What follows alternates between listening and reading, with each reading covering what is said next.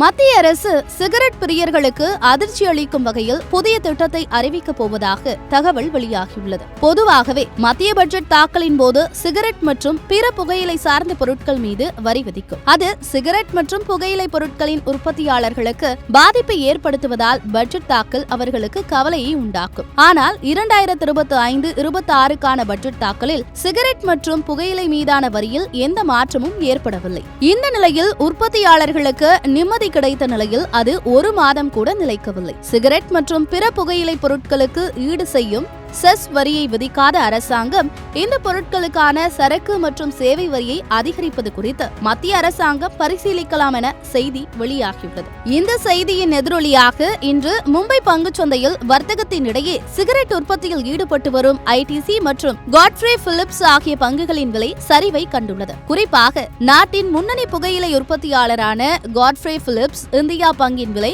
கடுமையாக சரிந்தது. மும்பை பங்குச்சந்தையில் வர்த்தகத்தின் இடையே காட்ஃப்ரே பிலிப்ஸ் இந்தியா நிறுவன பங்கின் விலை முந்தைய வர்த்தக தினத்தை காட்டிலும் 6.21% சரிந்து 6153.45 ரூபாயாக இருந்தது. 2024 செப்டம்பர் 16ஆம் தேதியன்று பங்குச்சந்தையில் வர்த்தகத்தினிடையே இப்பங்கு புதிய 52 வார உச்ச விலையான 8480 ரூபாயை எட்டியது. ஆனால் அதன் பிறகு இப்பங்கின் விலை தொடர்ந்து சரிவை கண்டு வருகிறது. தற்போது இப்பங்கின் விலை அதன் உச்ச விலையை காட்டிலும் சர்டாக்ஸ் 27% குறைவாக உள்ளது. இன்று மும்பை பங்குச்சந்தை வர்த்தகத்தில் ஐடிசி நிறுவனத்தின் பங்கின் விலை கடந்த நாட்களை காட்டிலும் வெகுவாக 1% மேலாக சரிந்து 401.95 ரூபாயாக இருந்தது. 2024 செப்டம்பர் 27ஆம் தேதியன்று பங்குச்சந்தையில் வர்த்தகத்தினிடையே இப்பங்கு புதிய 52 வார உச்ச விலையான 500.01 ரூபாயை எட்டியது. ஆனால் அதன் பிறகு இப்பங்கின் விலை தொடர்ந்து சரிவு கண்டு வருகிறது.